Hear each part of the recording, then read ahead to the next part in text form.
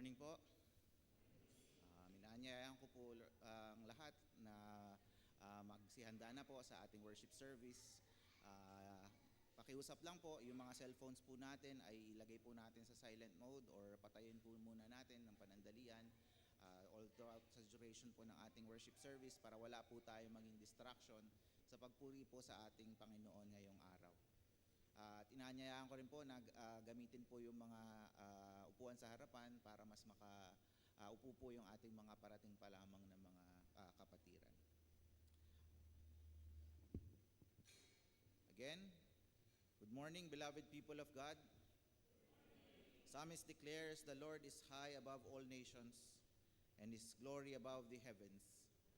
In our gathering today, let us celebrate the goodness of our great God. Join me as we make a joyful clap of praise for His glorious presence.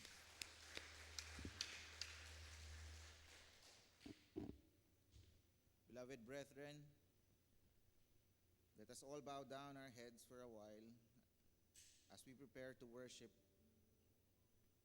At this moment, let us put ourselves in the presence of the Almighty God, glorious in holiness, awesome in His doing towards the sons of men.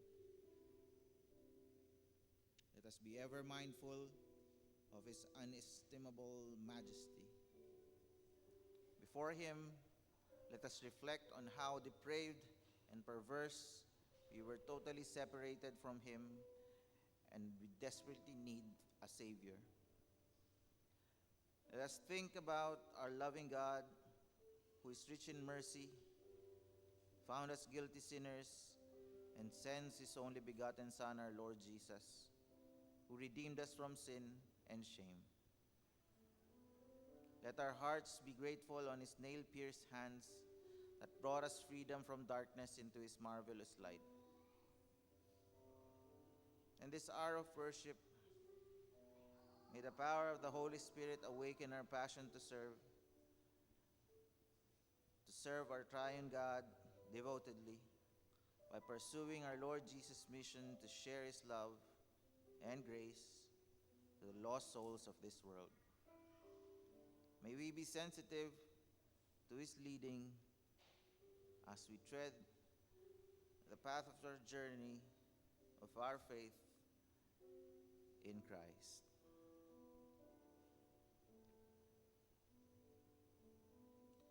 Let's all stand as we sing, "O Jesus, I have promised."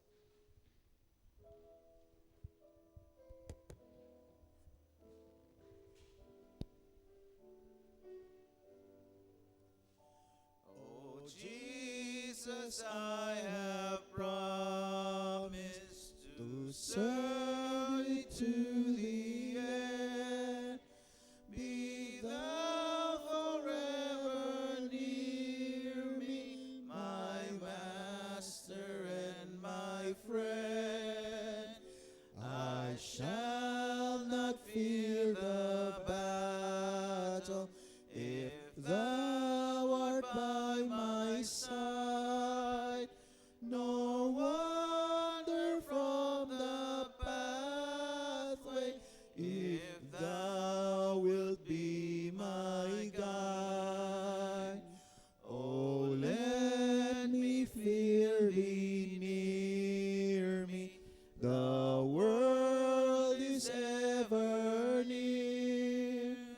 I see the signs that dazzle, the tempting sounds I hear. My foes are ever near me, around me and within.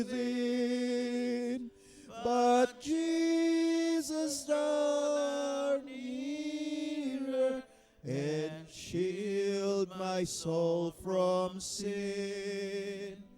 O Jesus, Thou hast promised to all who follow Thee, that where Thou art in glory, there shall Thy servant Jesus, I have promised to serve thee to the end. Oh, give me grace to follow my Master and my friend.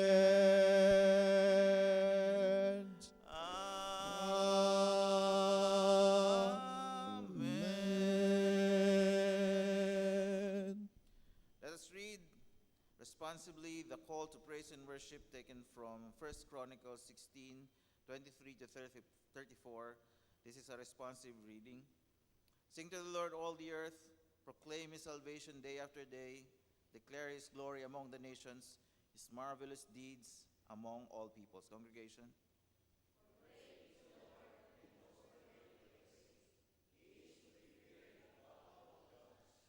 For the gods of the nations are idols, but the Lord made the heavens. Splendor and majesty are before him. Strength and joy are in his dwelling place.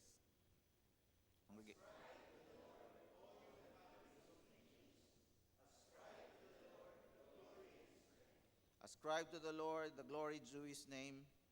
Bring an offering and come before him. Worship the Lord in the splendor of his holiness.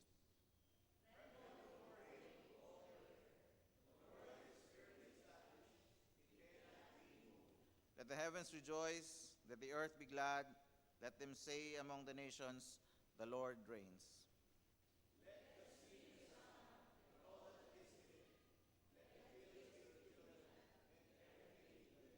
Let the trees of the forest sing. Let them sing for joy before the Lord, for he comes to judge the earth. Altogether, give thanks to the Lord, for he is good. His love endures forever. For a hymn of response, let us sing, join all the glorious names.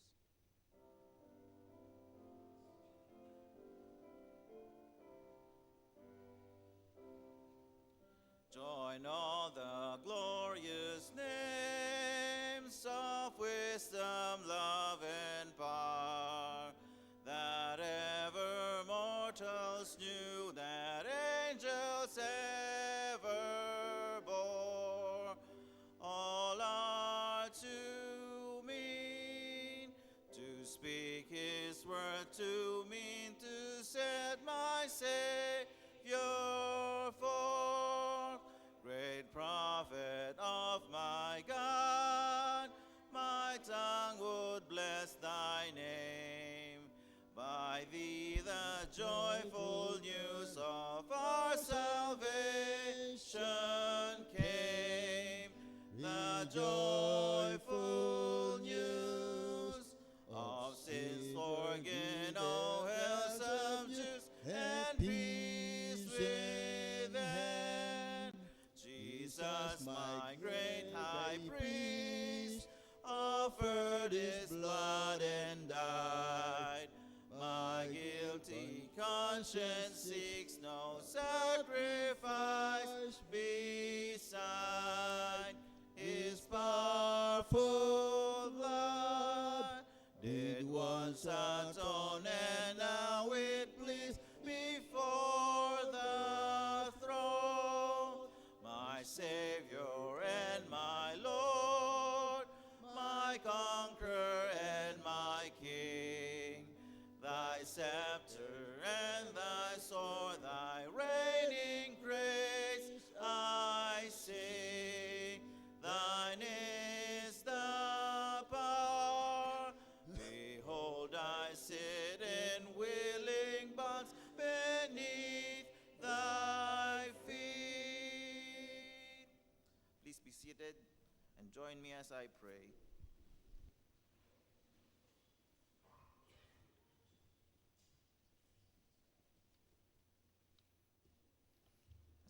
Let us bow down our heads. Let us adore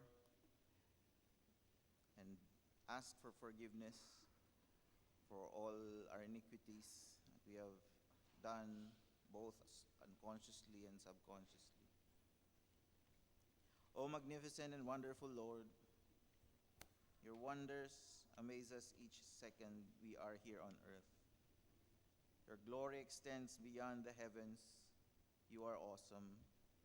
You are majestic above all. As we come before you today, we humbly bow before you and your holy presence. We ask for your cleansing, O Lord, as we come to worship. May all that is unpleasing to you be washed away, Lord, by the power of your Son's blood, Jesus. May no struggle, no challenge, and no barrier hinder us from worshiping you, O Lord. Make our burden light, O Lord. Make our hearts white as snow. Please purify us and cleanse us of all unrighteousness. As the scripture said in 1 John, we hold to the promise that if we confess our sins, you are faithful and just to forgive us and purify us from all unrighteousness. You are faithful, merciful, and may your grace abound in our depraved beings.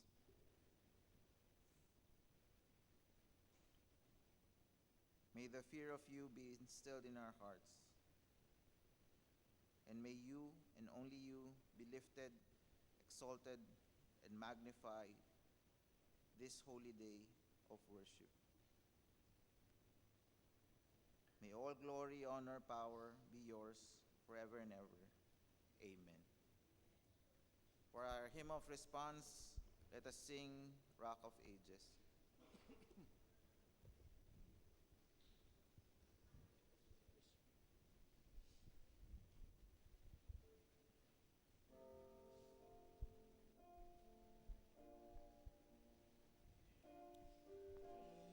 Just cleft for me, let me hide myself in thee.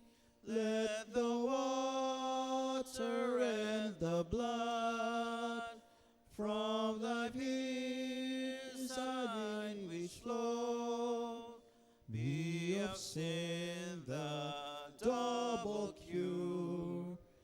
Cleanse me from its guilt and bar, not the labors of my hands can fulfill thy law's demands. Good my zeal no lessening know, good my tears forever flow. All for sin could not atone, thou must save, and thou alone. Nothing in my hand I bring, simply to thy cross I bring. Naked come to thee for dress, helpless look to thee for grace. Foul I to the fountain fly, wash me, Savior, or I die. Beloved brothers and sisters, bilang paghahanda sa banal na hapunan sa darating na linggo, ating basahin mula sa Katisismong Heidelberg ang katuruan sa ating pananampalatayang Kristiyano ukol sa banal na hapunan, Araw ng Panginoon bilang 29. Pagbasa ng Katisismong Heidelberg.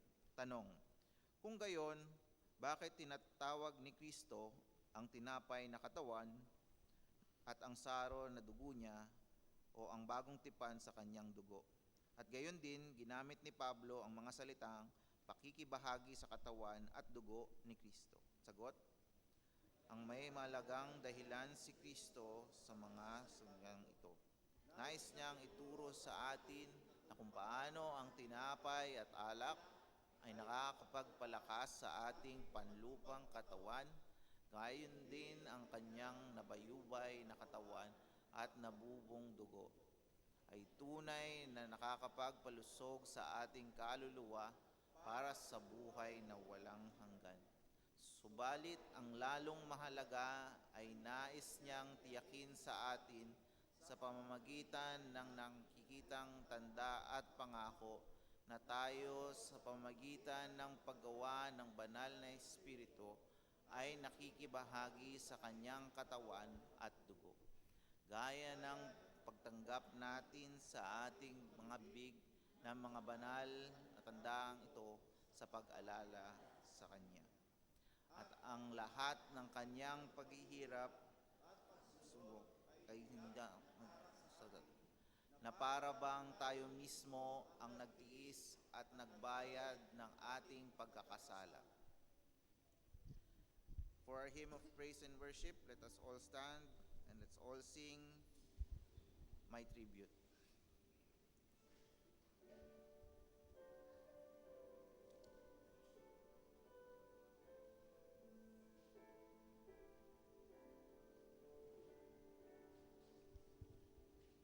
Iyo, O Diyos, pasalamat ay taos. Haman ako'y minahal at iyong tinubos. Di kaya ng anghel sa langit ang nais kong ipahayag. Panginoon, nagbuhat sa iyo ang buhay ko lahat. Ang Diyos ay purihin, ang Diyos ay purihin, tunay na dakila ang kanyang pag-ibig.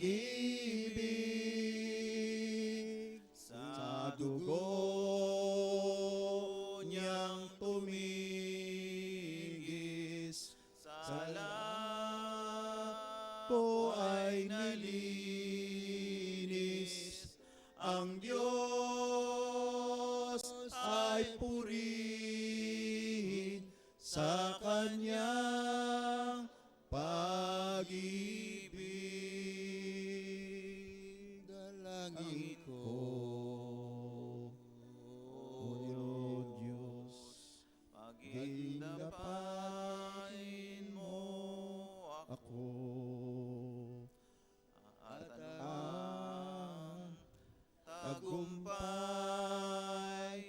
utang ko sa Kalbaryo. Sa dugo niyang tumigis, sa lahat ko ay nilinis. Ang Diyos ay purihin sa kanyang pag-ibig.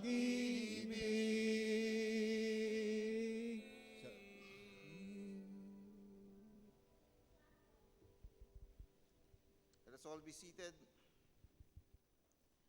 Dear brothers and sisters, let's praise and thank God for allowing our beloved Reverend Jose Gonzalez Jr.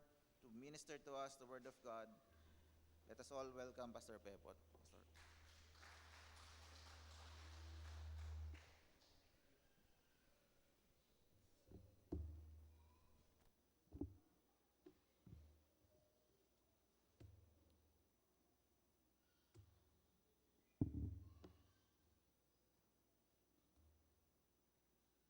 Magandang umaga po sa inyong lahat.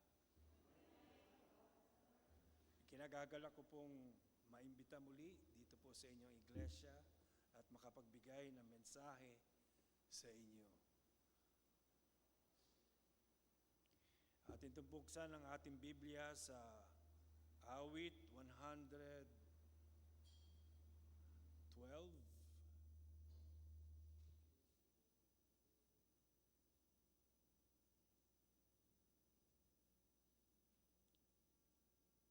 At babasahin po natin ng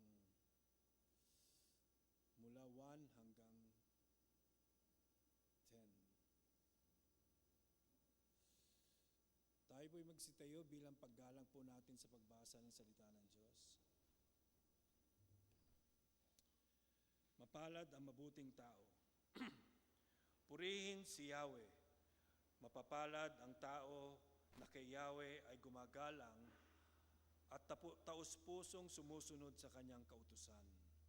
Ang kanyang lipi magiging dakila, pati ang mga angkan ay may pagpapala. Magiging sagana sa kanyang tahanan, pagpapala niya ay walang katapusan. Ang taong matuwid, may bait at habag, kahit sa madilim taglay ay liwanag. Ang mapagpautang nagiging mapalad, kung sa hanap buhay siya ay laging tapat. Hindi mabibigo ang taong matuwid, di malilimutan kahit isang saglit. Masamang balita'y hindi nagigitla, matatag ang puso't kay Yahweh tiwala. Wala siyang takot, hindi nangangamba, alam na babagsak ang kaaway niya. Nagbibigay sa mga nangangailangan, pagiging matuwid niya'y walang hanggan. Buong karangalan siya'y itataas. Kung makita ito ng mga masama, lumalaya silang mabagsik ang mukha, pagkat ang pag-asa'y lubos nang nawala. Tayo po'y sandaling manalangin. Mahal naming Ama, kami po'y lubos na nagpapasalamat na muli niyo pong bubuksan ang salita niyo sa bawat isa sa amin at hayaan niyo po maging handa po kaming tanggapin ang salita niyo na nagmumula sa inyo lamang. Hayaan niyo, O Lord, bigyan niyo po kami ng karunungan na ma-reflect po namin ang aming katayuan bilang isang Kristiyano. Makita namin, O Diyos, na kami mga sumasampalataya sa inyo ay tunay may pagkatakot sa inyo.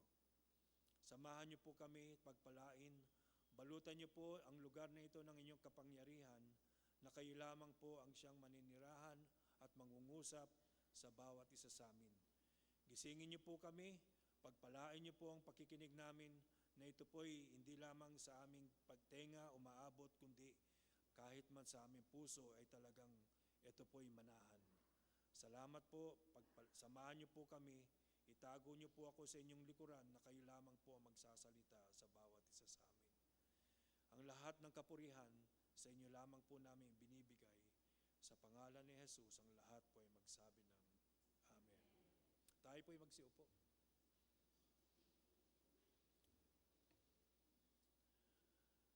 Ang taong may takot sa Diyos. Kapag tanungin ko po kayo, may takot po ba tayo sa Diyos? Pakitanong nyo nga po sa katabi nyo kung may takot siya.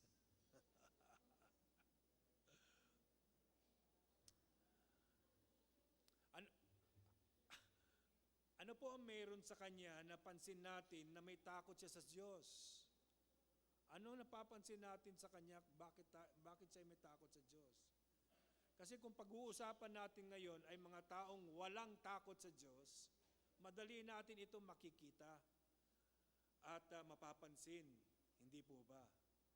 Pero pag-usapan natin kung madali ba natin mapansin at makita sa ating simbahan o sa ating mga tahanan, ang mga kasamahan natin ba doon, dito, ay may mga takot sa Diyos, madali ba mapansin at makita? O mas madali natin makita ito sa ating tahanan ba?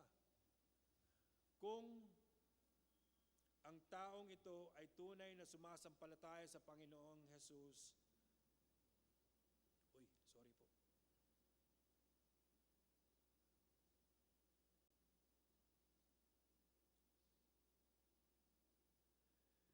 Kung ang taong ito ay tunay na sumasampalataya sa ating Panginoong Jesus, sa tingin ko po, ang takot sa Diyos ay ang ipinagbubunga ng lahat ng pinag-uusapan natin ngayon sa ating paksa ngayong umagang ito.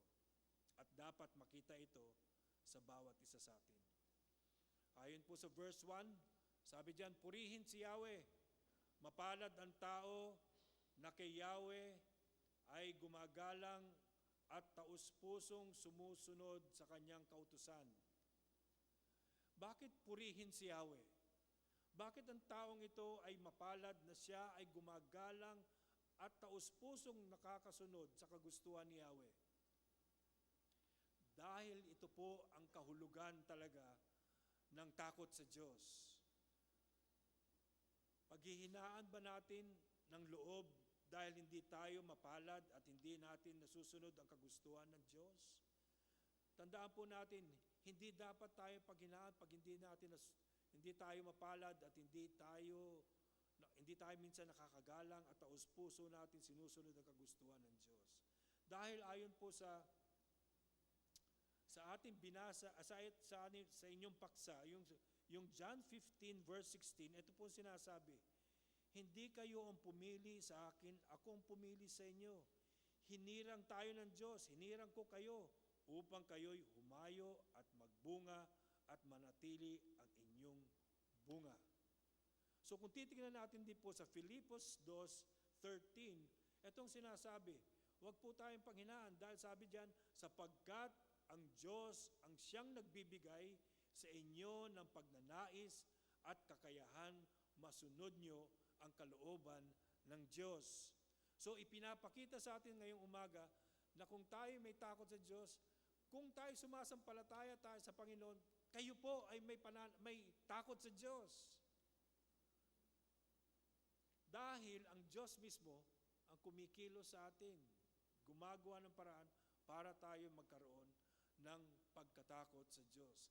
Kaya inumpisahan ng awit ng purihin si Yahweh. Dahil ang Diyos mismo ang nagbibigay sa ating kakayahan magkaroon ng takot sa Diyos. Dahil ang Diyos mismo.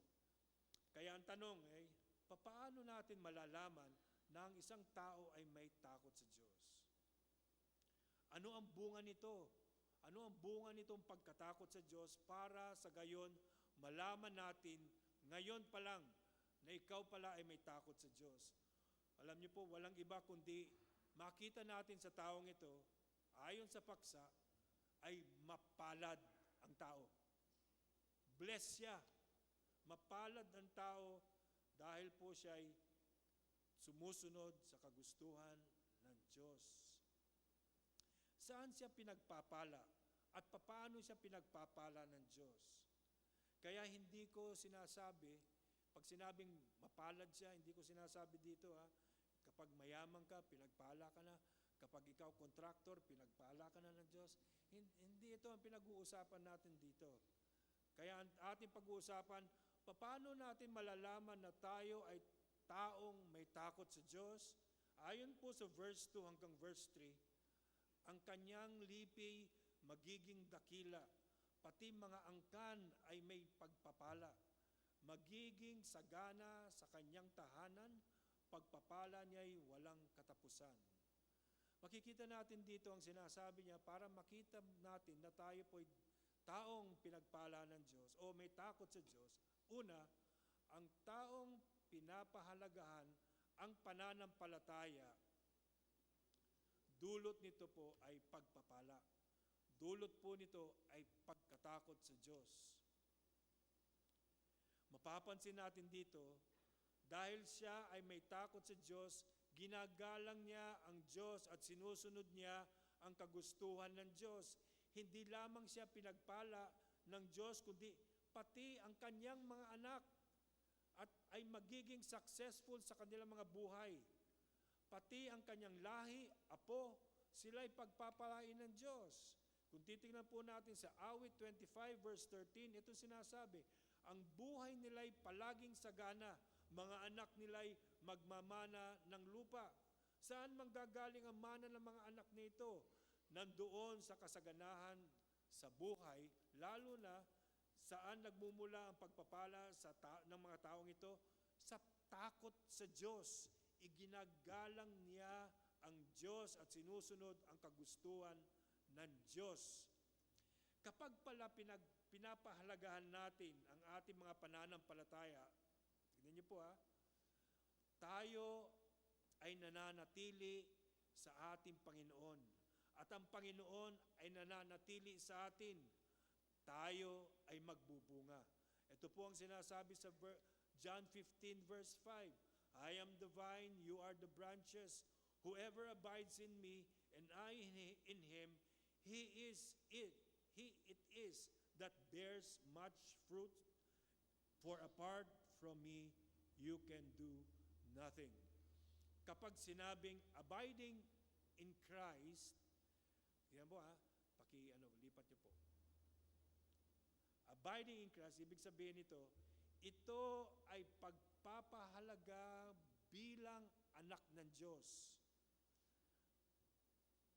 Binabasa ang salita ng Diyos, tumatanim ito sa ating puso para sa gayon malaman natin ang kagustuhan ng Diyos sa ating buhay at nasa gayon ito ay magbunga tayo.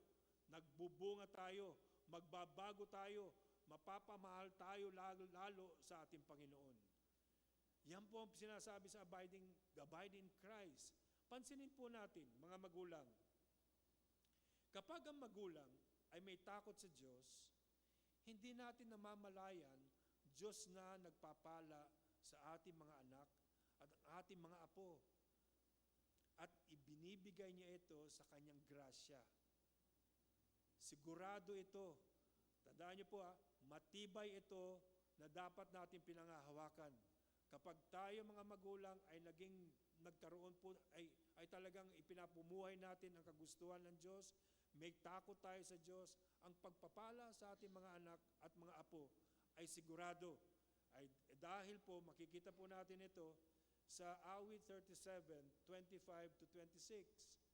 Mula pagkabatay ngayon tumanda na, sa tanang buhay ko'y walang nabalitaan na sa taong tapat ang Diyos nagpabaya o ang anak niya'y naging hampas lupa. Sa lahat ng oras, bukas pa ang palad sa pagkakaloob sa mga mahirap. Pagpapalay laan ng kanilang mga anak. Kaya kung titignan po natin dito, kung gusto ninyo na maging successful ang ating mga anak, umpisahan natin mga magulang ang pagpapahalaga sa Panginoong Hesus nang higit sa lahat, pagharian tayo niya at sundin ang kanyang kalooban. At ito po, at ibibigay ng Diyos lahat ng pangangailangan natin. Saan po nakikita yon? Sa Matthew 6:33. Ibig sabihin, na habang ipinapamuhay natin maging tapat, matuwid, ang pagiging banal o masunurin sa kagustuhan ng Diyos, nakikita pala ito ng ating mga anak. At sila rin mismo ay maging tagasunod ng Panginoon. Dahil makikita nila mismo ang kamay ng Diyos na nagpapala sa kanila. Kaya mga kabataan, meron ba mga kabataan dito? Meron mga kabataan. Napakahalaga na makahanap kayo ng partner na mananampalataya. Kapag ang partner niyo ay mananampalataya, ikaw ay mismong tumitingin na sa magiging anak ninyo na pagpapalain ng Diyos.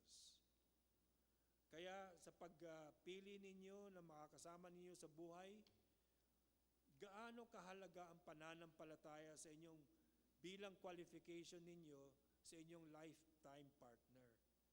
Kaya napakahalaga ng pananampalataya. Sa mga young professionals na nandito, kung may takot kayo sa Panginoon, sa simpleng pagbibigay ninyo ng tithes, ang faithful giving nyo, naway kayo ba ay faithful sa pagbibigay nyo? Nakita ba ninyo ito sa mga magulang ninyo sa pagbibigay ng tithes? na nakikita nyo sa magulang nyo at sa pagbibigay na tapat ng tithes nila, ay sila'y pinagpapala ng Diyos. At kayo mismo, naranasan nyo ba ang pagbibigay ng tithes sa Panginoon ay talagang tapat ang Diyos na magbigay? Ibig lang sabihin ito, dahil sinabi ng Diyos ito sa atin sa Kanyang salita, kung may takot ka sa Diyos, ibinibigay mo talaga ang tama. Ibig kasi sabihin, ang pinapahalagaan ninyo talaga ay ang inyong pananampalataya sa Diyos. Kaya napakahalaga kung may takot tayo talaga sa Diyos, ang pananampalataya natin natin sa Diyos ay pinapahalagahan natin. Tignan natin po ang ating buhay. Paano niyo masasabi sa inyong sarili na pinapahalagahan yung pananampalataya ninyo? Sa anong paraan? Tanong ko po sa inyo yun. Hamon ko po sa inyo. Dahil pag pinahalagahan niyo po ang pananampalataya niyo, ay hindi lamang pala kayo ang pagpapalain, kundi mismo mga anak niyo at mga apo ninyo. Ganon kabuti ng Diyos sa bawat isa sa atin. Kaya kailangan talaga magkaroon ng pagkatakot sa Diyos. Pangalawa, paano natin malalaman na tayo ay taong may takot sa Diyos? Ayon po sa verse 4 hanggang verse 6, ang taong matuwid, may bait at habag, kahit sa madilim taglay ay liwanag. Ang mapagpautang, nagiging mapalad, kung sa hanap buhay siya'y laging tapat. Hindi mabibigo ang taong matuwid, di malilimutan kahit isang saglit. Ang pangalawa pong dahil malalaman natin ang taong may takot sa Diyos ay ang taong mapagkakatiwalaan, dulot nito po ay pagpapala. Pagkakatiwala. Mabigat na qualification ito para tayo makitaan ng pagkatakot sa Diyos, na kahit siya sa loob ng simbahan o sa kanilang tahanan, ang kanyang pag-uugali ay nagliliwanag pa din. Hindi nakakagawa ng kasalanan kahit walang nakakakita sa kanya. Kahit walang nakakita sa kanya, kundi ang Diyos lang ang nakakita sa kanya. Maaasahan siya at mapagkakatiwalaan ang taong ito. Ito ay yung taong nagiging kalarawan ng ating Panginoong Hesus. Handa lagi siyang tumulong. Hindi na niya iniisip ang kanyang sarili. Bagkus kung may lumapit sa kanya para humiram o umutang, utang na naman. Nabubuhay tayo pag sinabing utang eh. Kapag humiram o umutang, hindi na siya nagdadalawang isip at mapagbigay siya talaga. Bakit niya nagagawa ito? Dahil siya po ay may takot sa Diyos. Ayon po sa verse 17, parang pagpapautang kay Yahweh ang pagtulong sa mahirap, at pagdating ng panahon, si Yahweh ang magbabayad. Kaya minsan hindi yung inuutang na pera ang kanyang ibinibigay, kundi yung kaya niyang ipahiram o itulong na lang. Dahil alam niya, si Yahweh naman ang magbabayad sa kanya. At in case hindi makabayad, tulong na lang. Tinutulong niya na lang ito. Isa sa qualification ko at advice ko sa aking mga anak ay hindi dapat masira at pag-ingatan nila na hindi masira ang pagtitiwala ng tao sa kanila. Bakit? Saan ka man o sino man ang makasama natin, ito ang hinahanap, taong mapagkakatiwalaan. Sa mga leaders ng simbahan tulad nito, ng Novaliches, napakalaking qualification ang mapagkakatiwalaan sa isang leader ng isang simbahan. Ang mga mayayaman, ang mga negosyante, ang lahat ng hinahanap ng mga ganitong mga tao ay mga taong mapagkakatiwalaan. Sa panahon natin noon, ang ituturo ng mga magulang namin, wag niyong dungisan ang apelyido natin. At sabi pa nga dyan, hindi natin mapaghihiwalay sa tao ang mapagkakatiwalaan at respeto. Kapag pinagkatiwalaan ka ng isang bagay at nagawa mo, tumataas ang respeto ng tao sa inyo. Halimbawa, kaya mataas ang qualification sa mga deacons na humahawak ng mga tithes and offering ng simbahan, lalo na pag kayo po ang humahawak ng petikas ng iglesia. Dapat mapagkakatiwalaan talaga kayo. Tempting kasi talaga ang pera at nakakasira ng pagtitiwala ng tao kapag nakitaan tayo ng pagkakamali. Konti lang. Nang pagkamali mo lang sa paghahawak ng pera, ang pagtitiwala sa iyo ay nadudungisan. Pero napakalaki ng epekto nito sa ating pagkatao pag hindi tayo magkapagkatiwalaan. Pero kapag masira ang pagtitiwala ng tao sa atin, tiyak na babawasan o lumiliit naman ang pagtingin ng mga tao sa atin. Kaya huwag nawa marinig natin na pagsabihan tayo na ganyan ba mga born again?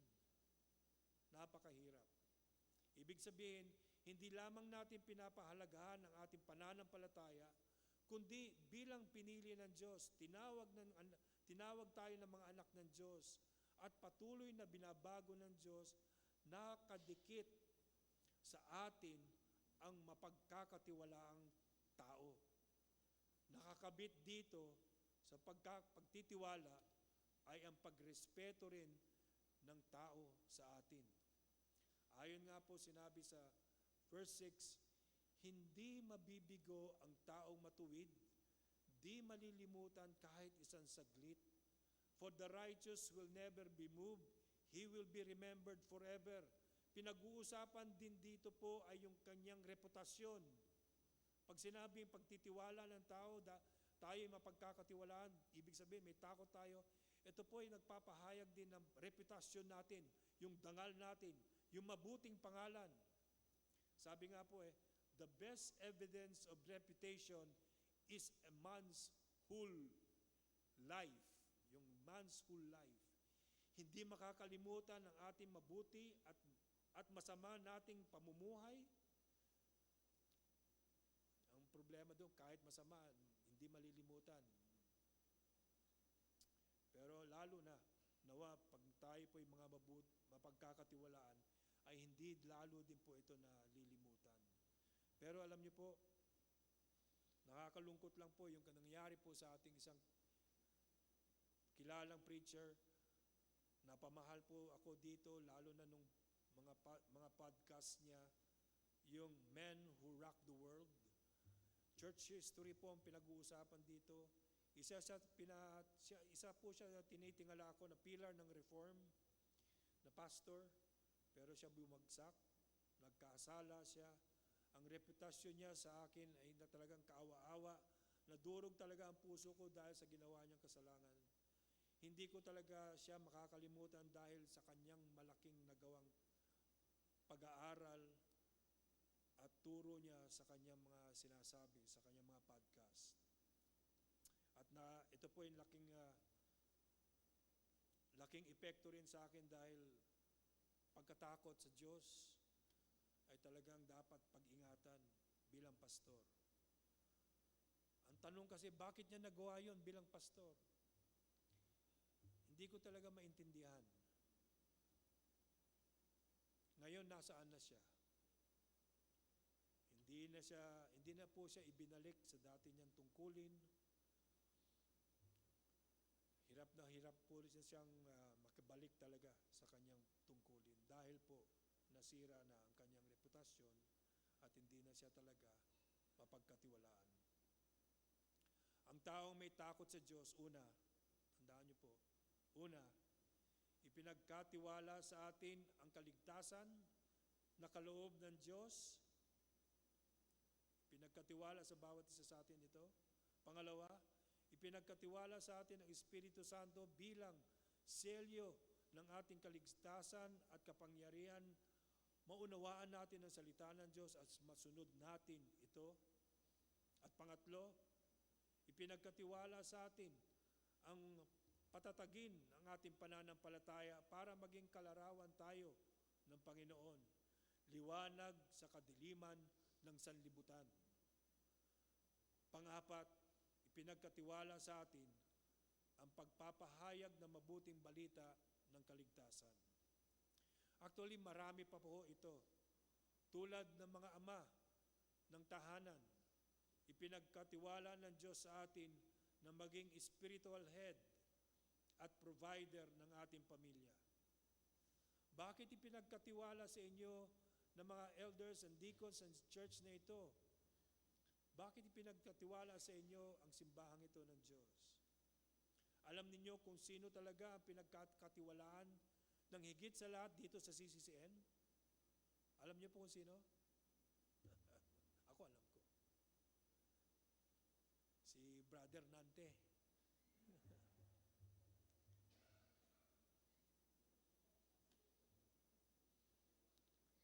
Siya ang taong alam ninyong lahat na may takot sa Diyos na pinagkakatiwalaan ninyo. Napakapalad ninyo na may taong tulad ni Nante sa inyong na pinagkakatiwalaan nyo talaga. Anong reputasyon natin dito sa simbahan? Tayo ba'y pagpapala sa church?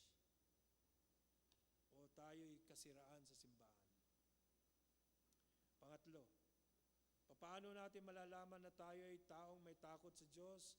Ayon po sa verse 7 and 8, masamang balita'y hindi nagigitla, matatag ang puso't kay Yahweh tiwala, wala siyang takot, hindi nangangamba, alam na babagsak ang kaaway niya. He is not afraid of bad news, his heart is firm, trusting in the Lord, his heart is steady, he will not be afraid until he looks in triumph on his adversaries. Ang taong ito po na may takot sa Diyos ay ang taong hindi agad nababalisa, dulot nito ay pagpapala. Hindi siya agad nababalisa. Ibig sabihin, kaya hindi ko nilagyan ko ng agad. Kasi minsan nababalisa talaga tayo eh. Pero ito yung sinasabi, hindi agad nababalisa. At dulot nito ay takot sa Diyos, pagpapala. Dito po, tiyak makikita natin na ang taong may takot sa Diyos ay katulad na may parating na banta ng digmaan. Agad siyang tumitingin at tumatawag sa Diyos ng tulong dahil alam niya sa Diyos lang siya makakakuha ng kakayahan at kalakasan para lumaban. Dahil alam nila na mas malakas at makapangyarihan ang kakampi nilang Diyos kaysa anumang balita na dumating sa kanila. Kaya ito po ay makikita sa Isaiah 35 verse 4. Ito ang sabihin sa pinanghihinaan ng loob, huwag kang matakot, lakasan mo ang iyong loob, darating na ang Diyos at ililigtas ka sa mga kaaway.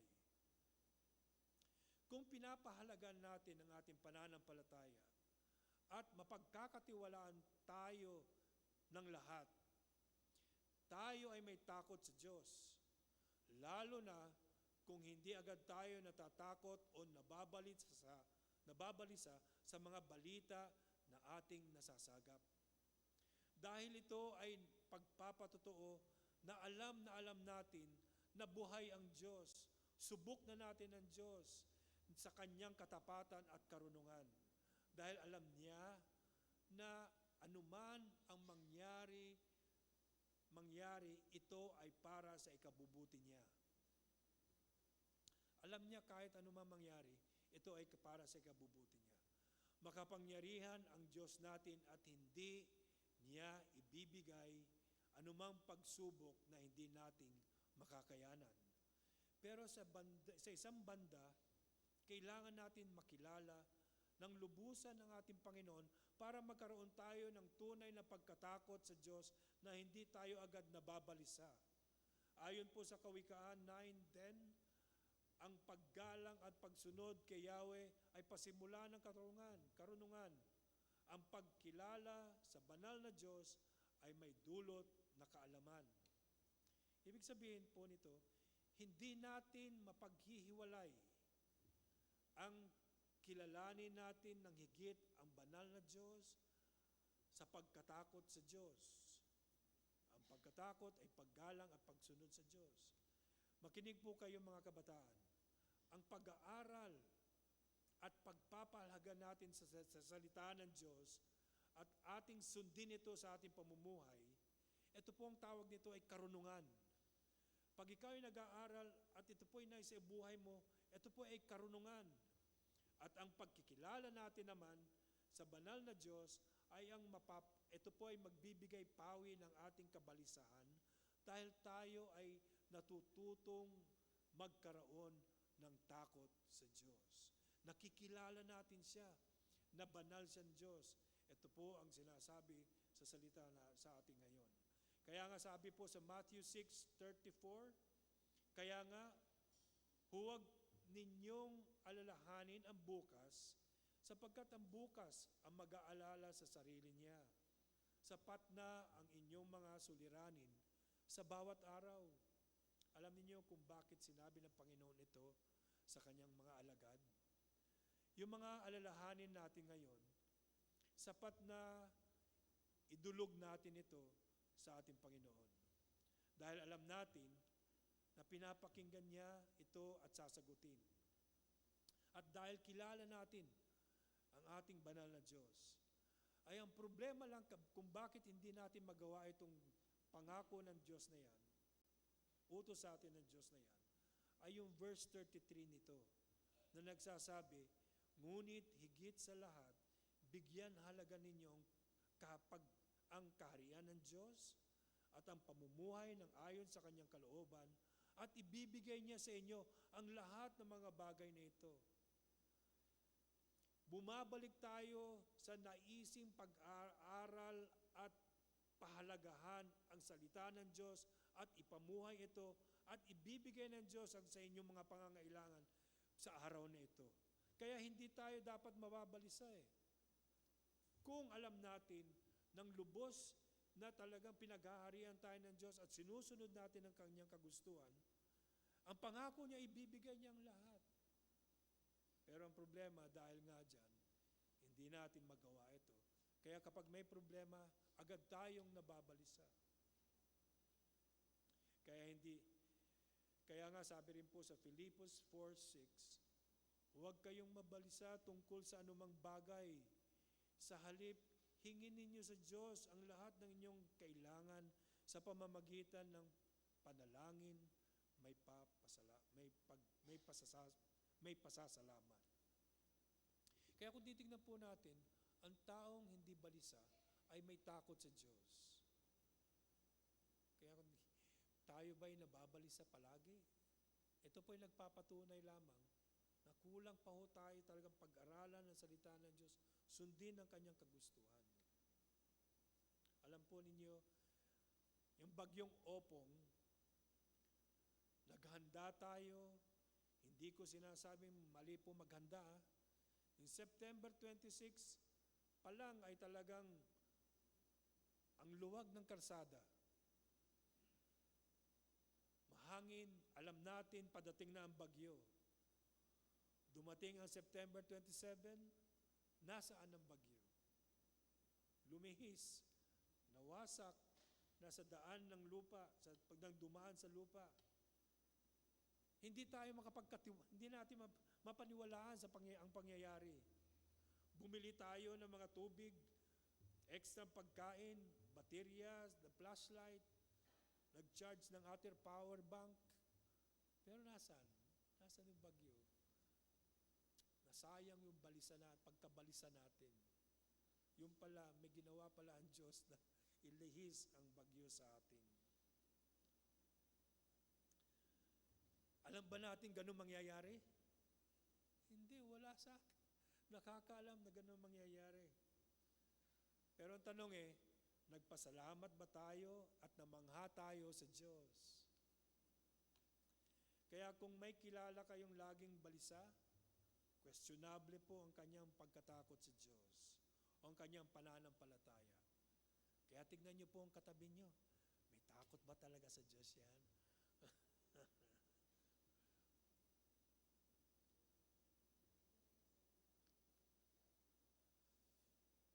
Pang-apat, panghuli, paano natin malalaman na tayo ay taong may takot sa Diyos? Ayon po sa verse 9 and verse 10, nagbibigay sa mga nangangailangan, pagiging matuwid niya ay walang hanggan, buong karangalan siya ay itataas.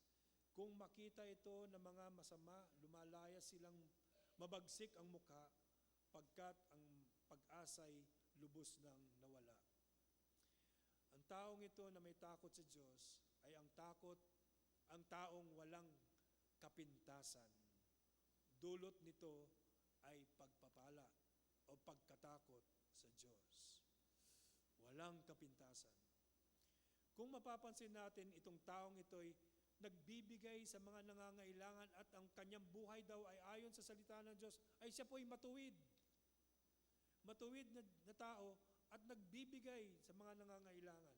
Kung ipaghahalo natin itong katangiang ito, wala tayong mapapansin sa taong ito. Mapagbigay at talagang matuwid po siya. Mataas ang pagtingin ng tao sa kanya. Ayon nga dyan sa binasa natin, buong karangalan siya'y itataas. Ito ngayon ay pinapakita, ewan ko lang po sa atin, siguro kayo naman, alam nyo rin po, yung tungkol po sa pamamahala ni Vico Soto, di ba? Kung titingnan na ang pamamahala ni Vico Soto, ang kanyang, hindi ko walang alam kung gaano kadami na tinulungan niya ng mga tao, pero ang kanyang pamamalakad sa gobyerno na matuwid ay nagbibigay sa kanya ng mataas na karangalan. Dahil dito ang kanyang mga kaaway, ayon sa salita na binasa natin, kung makita ito ng mga masama, lumalaya silang mabagsik ang muka, pagkat ang pag-asa'y lubos nang nawala. Alam po ninyo, kapag inuna natin pahalagahan ang ating pananampalataya at sinunod ang kagustuhan ng Diyos, natitiyak ko na pagpapalain po tayo ng Diyos sa lahat ng bagay. Kaya ang makatulong sa mga nangangailangan ay hindi natin ito ipagkakait dahil tayo po ay pinagpapala ng Diyos. Kung nakikita mo na ikaw ay pinagpapala ng Diyos, tayo yung taong matuwid dahil pinagpapala ka.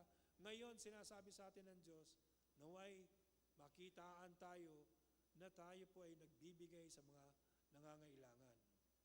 Hindi lamang ito, kaya ang taong ito ay walang kapintasan sa kanya dahil ang laman ng kanyang pag-iisip, ang laman ng pag-iisip niya ay malinis. Ibig sabihin, ayon po sa Filipos 4:8, lagi ninyong isaisip ang mga bagay na karapat-dapat at kapuri-puri, mga bagay na ito, mga bagay na totoo, marangal, matuwid, malinis, kaibig-ibig at kagalang-galang. Isagawa ninyo ang lahat ng iyong natutunan, tinanggap, narinig at nakita sa akin. Sa gayon, sa inyo ang Diyos na nagbibigay ng kapayapaan. Alam niyo po, ang sinasabi dito, ang taong itong walang iniisip kundi kung ano ang ikabubuti o makakabuti sa kanyang kapwa. Kung ano makakabuti at ikabubuti ng kanyang kapwa. Kaya nga sabi po kung ganito po kasi ang pag-iisip ng isang may takot sa Diyos, wala siyang ang kanyang pag-iisip ay laging inuuna niya ang kapwa niya, hindi yung sarili niya. At dapat nagagawa niya yung tungkulin niya sa kanyang kapwa dahil kung hindi, ayon po sa Santiago 4:17, ang nakakaalam na mabuti na dapat niyang gawin, ngunit hindi ito ginagawa ay nagkakasala.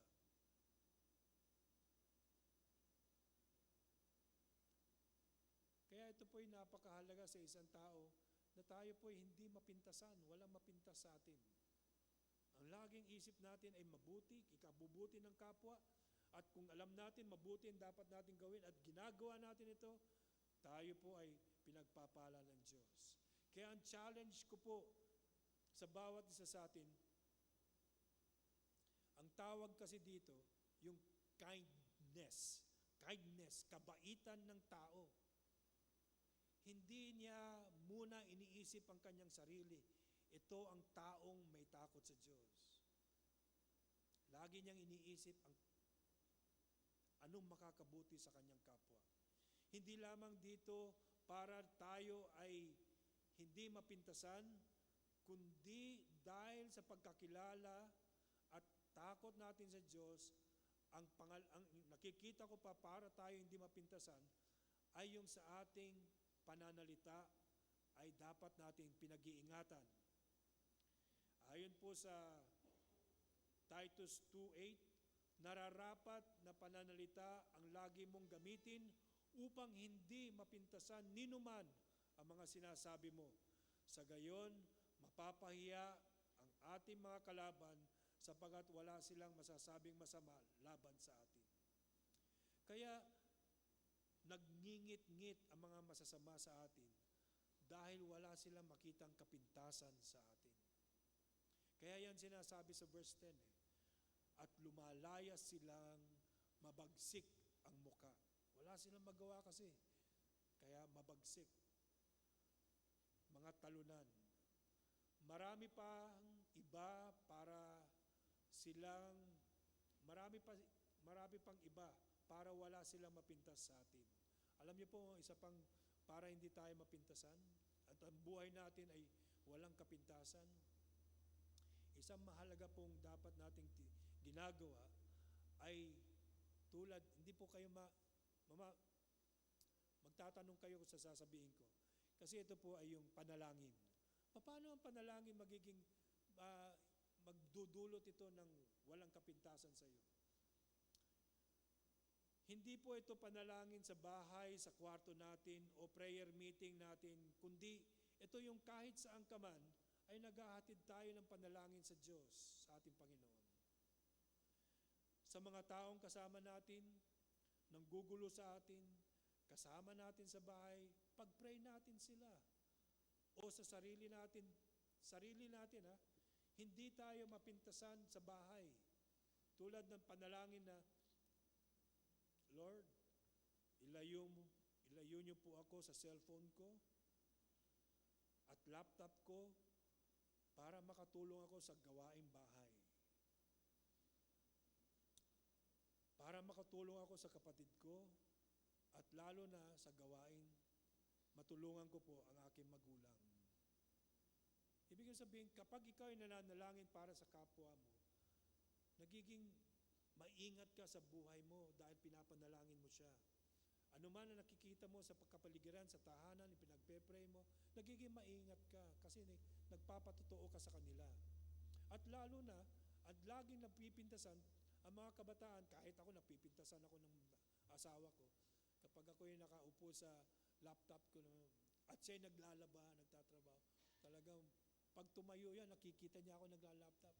May ipapagawa siya sa akin. Gawin mga. Kaya ito yung sinasabi ko sa mga kabataan. Ipanalangin niyo po na naway, pag kayo po ay nasosobrahan na sa laptop at cellphone, ipag-pray niyo, Lord, tulungan niyo po na ilayo ko po itong cellphone na ito. At makagawa ng tulong sa tahanan. Dahil ito po ang taong may takot sa Diyos. Ano po itong apat na itong pinag-uusapan natin na takot sa Diyos? Paano natin malalaman na siya po ay may takot sa Diyos? Una, ang taong pinapahalagahan ang pananampalataya, dulot nito ay pagkatakot sa Diyos o pagpapala. Makikita natin ang kahalagahan ng pananampalataya sa ating mga Kristiyano. Dito po nakikita ang pagkatakot sa Diyos. Ang pangalawa, ang taong mapagkakatiwalaan, dulot nito ay pagpapala. Ibig sabihin nito po ay yung talagang pagmamahal natin sa Diyos kapag tayo mapagkatiwalaan ng tao. Ito po'y nagpapahayag kasi tayo po'y mapagkakatiwalaan dahil sumusunod tayo lalo at minamahal natin ang Diyos.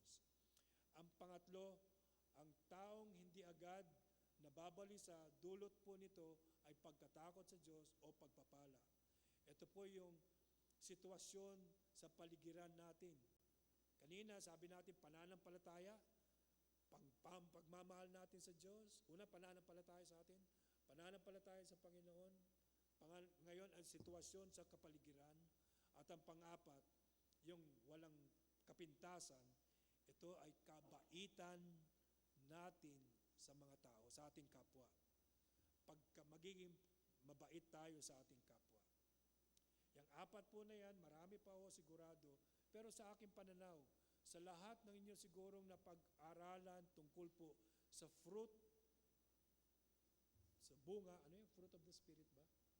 Sa fruit of the Spirit, ito siguro ang pagkatakot sa Diyos ang talagang nagbumabalot sa lahat ng inyong pinag-aralan. Kaya, kung mapapansin po natin sa Marcos 8:34, ito po ang pinakamahalaga sa lahat ng pinag-uusapan natin ngayon. Ang sino man nagnanais sumunod sa akin ay dapat itakwil ang kanyang sarili, pasanin ang kanyang cross at sumunod sa ating Panginoon. Gusto po ninyong maranasan talaga ang pagkatakot sa Diyos? Hindi ko po nalagay sa PowerPoint. Ayon po sa Romans 12, verse 9 to 10, maging tunay ang inyong pagmamahalan. Maging tunay ang inyong pagmamahalan. Siguraduhin po ninyo na kayo po ay born again. Dahil ang pagsilabing tunay na pagmamahalan, ang mga tunay na mananampalataya lang ang may kakayahan magmahal ng tunay. Pangalawa, kasuklaman ninyo ang masasama at pagkaibigin ang mabuti. Maging banal po tayo sa harapan ng Diyos dahil po siya ay banal. Kasuklaman ninyo ang masama at pagkaibigin ang mabuti. At verse 10, sinasabi sa Romans 12, magmahalan kayo bilang magkakapatid at pahalagahan ninyo ang iba ng higit sa pagpapahalaga nila sa inyo. Hindi natin mapaghihiwalay ang pag-ibig sa pagpapakumbaba natin sa Diyos at sa mga tao. Inuuna lagi ang mga tao. Kaya kung pagbasahin niyo po ang Romans 12, 9 to 10 bilang challenge po sa inyo. Tayo po ay sandaling manalangin.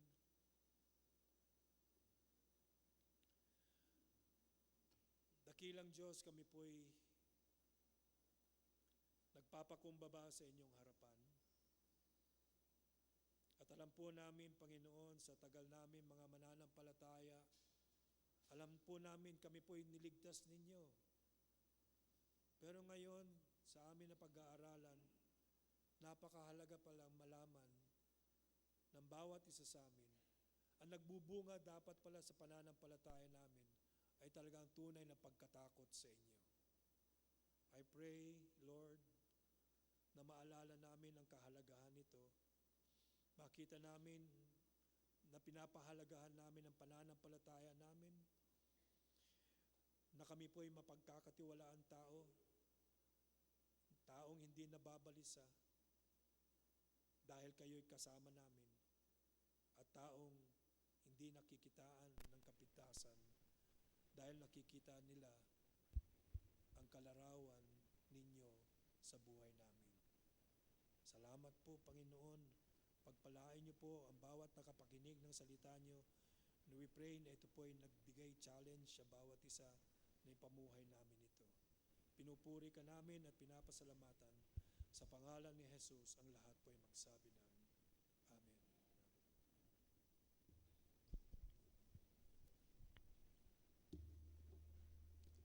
Tayo po tumayo. Awitin na ating response song.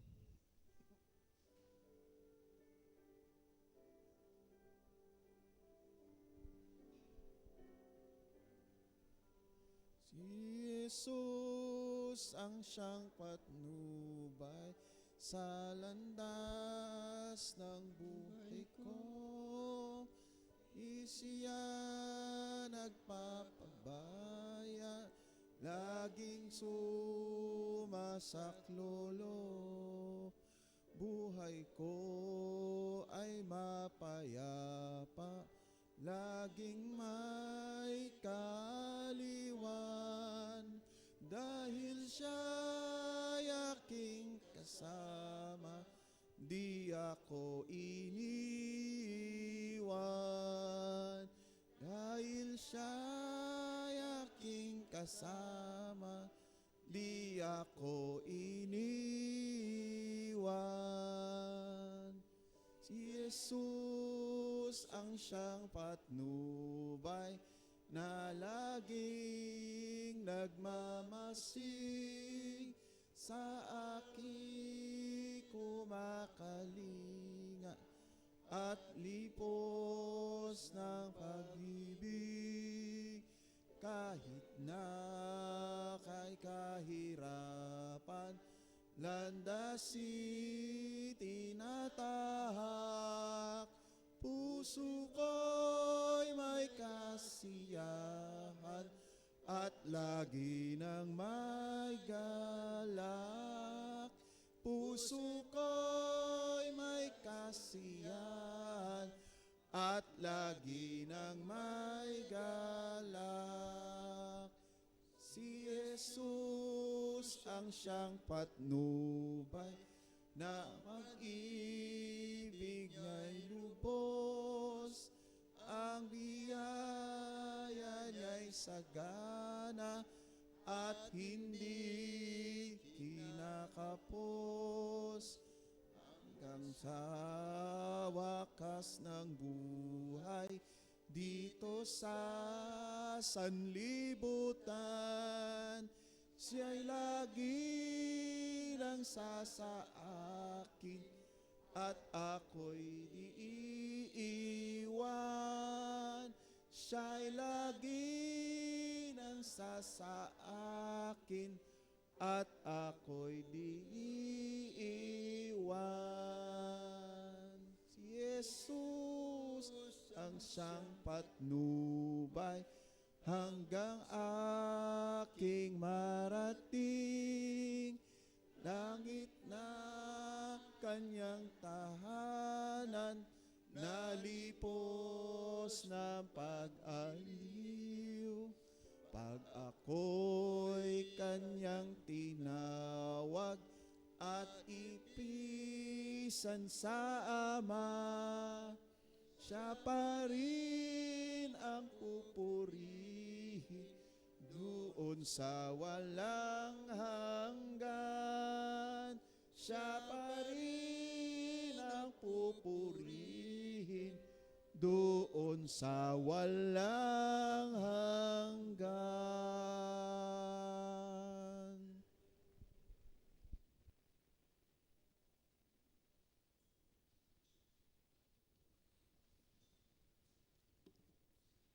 Dear brothers and sisters, now is the time for us to respond gratefully to the goodness of our loving and almighty God. When we bring our tithes and offerings, we are giving back to God a portion of what He has given to us. May I read to you an exhortation which will inspire us to bring our tithes and offerings today. It is taken from 2 Corinthians chapter 9, verse 8. And God is able to make all grace abound to you, so that having all sufficiency in all things at all times you may abound in good work. Natawagan ko po ang mga deacons as we sing, Think About His Love.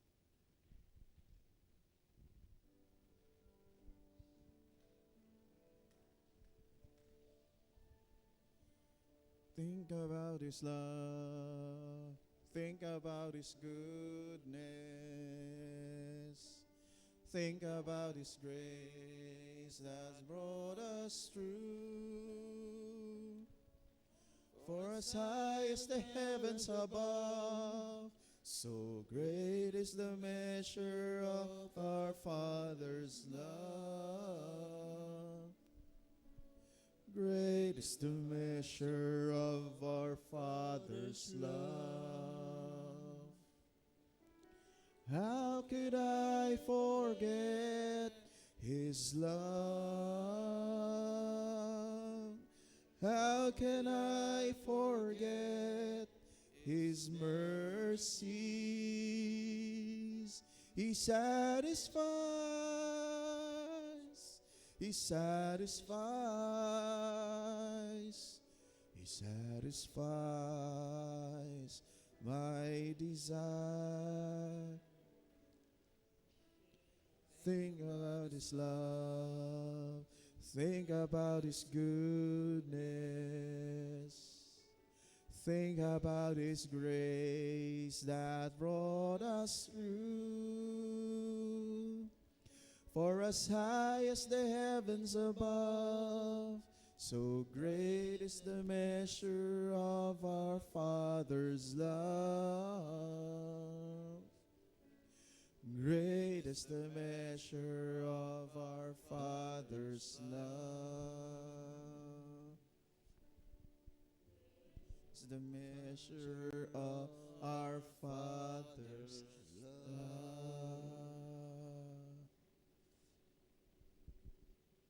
Let us all be in a state of prayer and bow down our heads. O Almighty, most glorious and bountiful God, your riches and glory knows no bounds. You have supplied us with all our needs. You are our Jehovah Jireh. Your grace is sufficient for us. When we were hungry, you fed us. When we were thirsty, you gave us drink. When we were naked, you clothed us. And when we were sinners, you gave your only begotten Son to save us from eternal punishment. You are the source of all. Nothing in this earth came to be without your hand. O Lord, as we come to your presence today, take this portion of our labor, our tribute and offering to you. Use this to strengthen your church and expand your kingdom here in our country and in the world. We pray that our leaders become good stewards in maximizing these resources. Grant them wisdom, O Lord. May your will be done in everything. We lift this offering up to you and pray for anointing, blessing, and strength as we face this week as your children. May all glory, honor, dominion be yours. In Jesus' name we pray. Amen. Let's all stand and sing our doxology.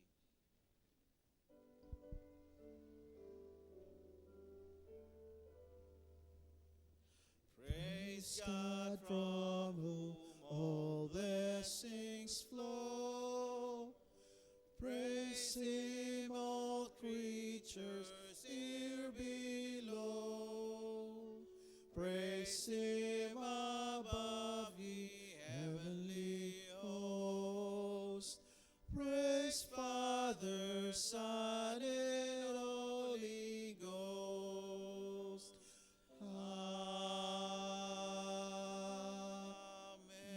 Amen. Let's all be seated. Tayo po ay dadako sa greetings and church announcements.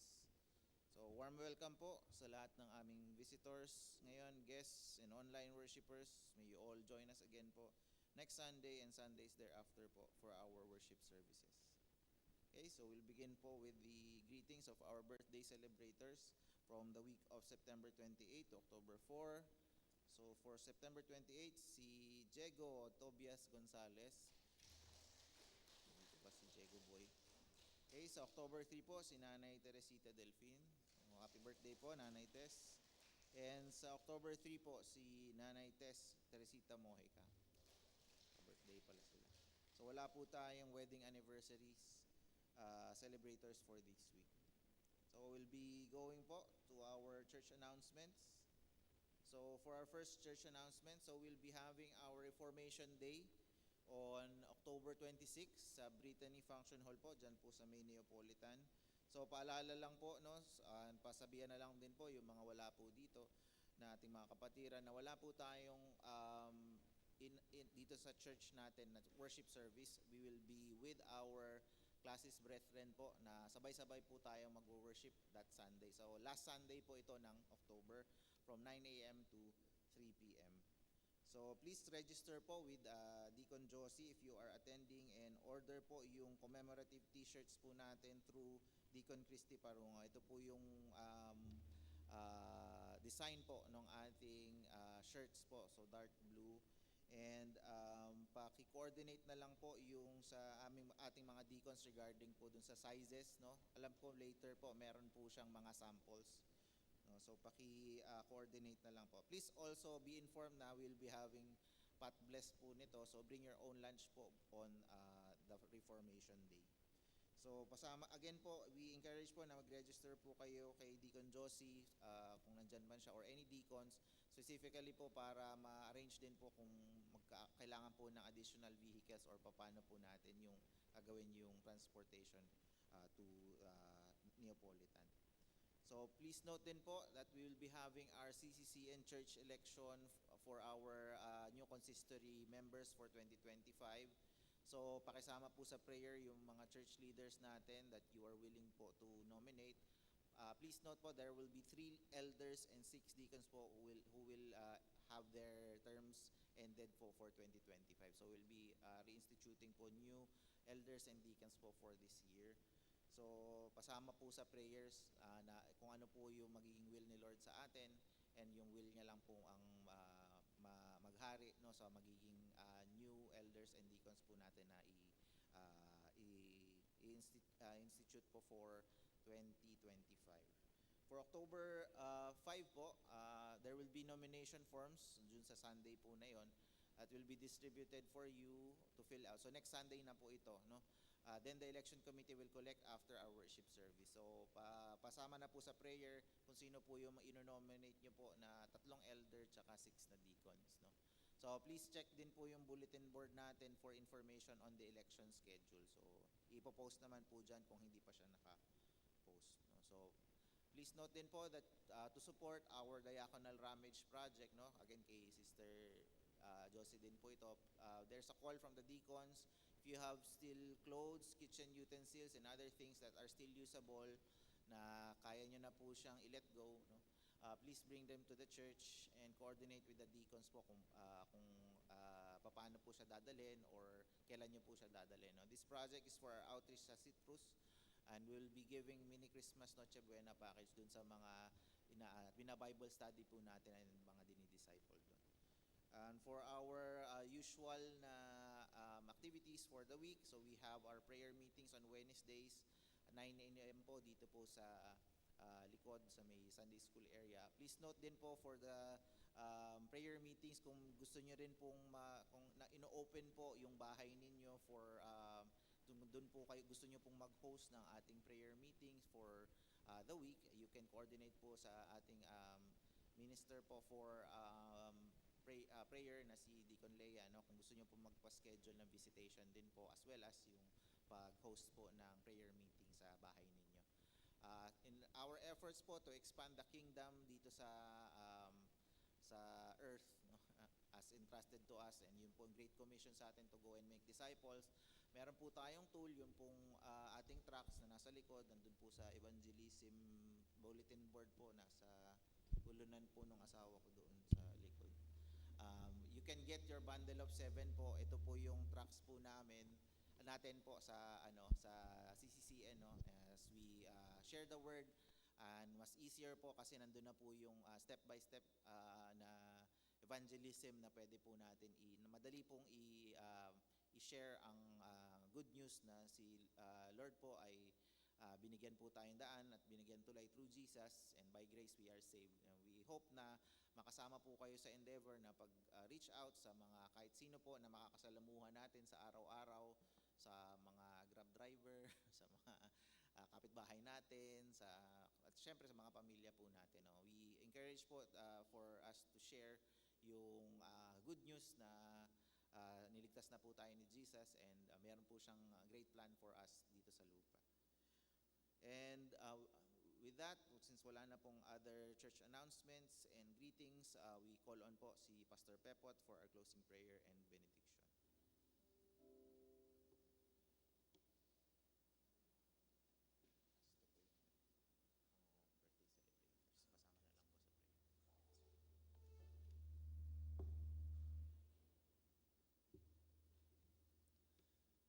Tayo po'y manalangin.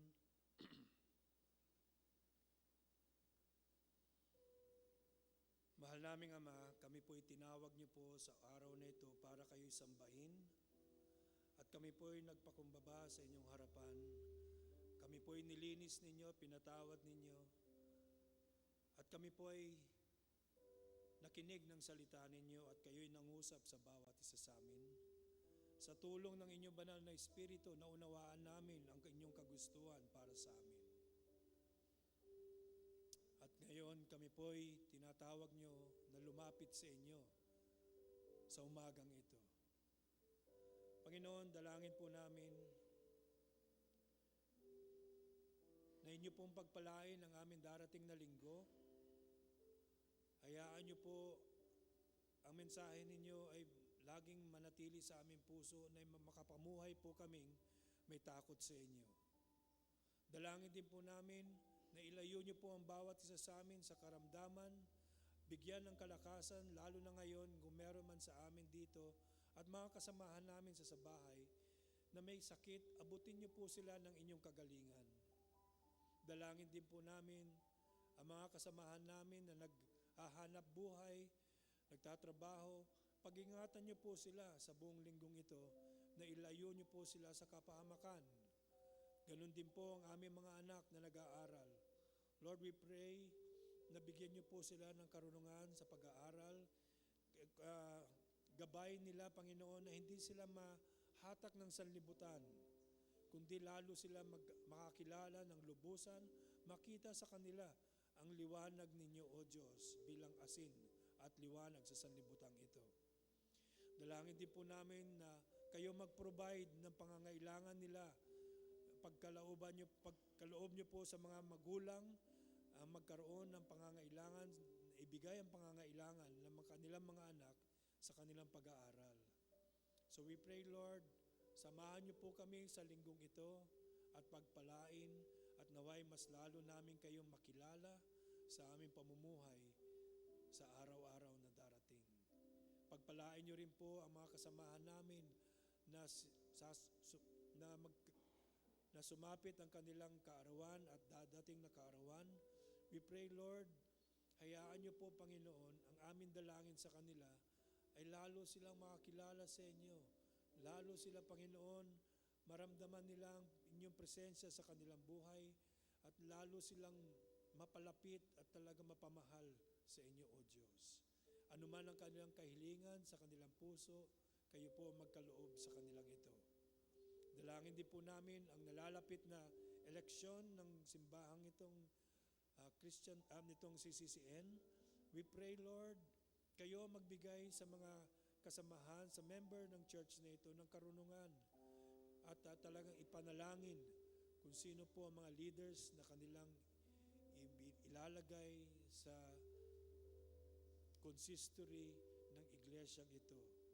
We pray, Lord, na talagang ipapanalangin nila sila, O Diyos, na sila po ay magkaisa, ang paglilingkod ay talagang ibibigay nila ng ayon sa kanilang makakaya, ayon sa ibibigay ninyo po sa kanilang pananampalataya. So Lord, we pray, maging maayos, orderly po nawa ang kanilang eleksyong ito. Salamat po, Panginoon, sa inyong presensya sa umagang ito. At alam niyo po ang aming mga kahilingan, ay ipagkaloob niyo po sa bawat isa sa amin ang kahilingan namin sa inyo. Salamat po. Pinupuri ka namin at pinapasalamatan sa lahat ng ito. Sa pangalan ni Jesus, ang lahat po ay magsabi ng Amen.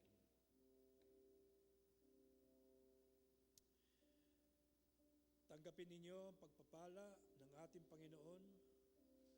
Pagpalain ka nawa at ingatan ni Yahweh, kahabagang ka nawa at subaybayan ni Yahweh. Lingapin ka nawa at bigyan ng kapayapaan ni Yahweh.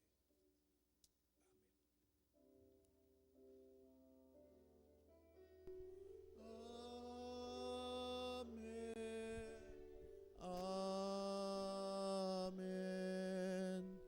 Amen.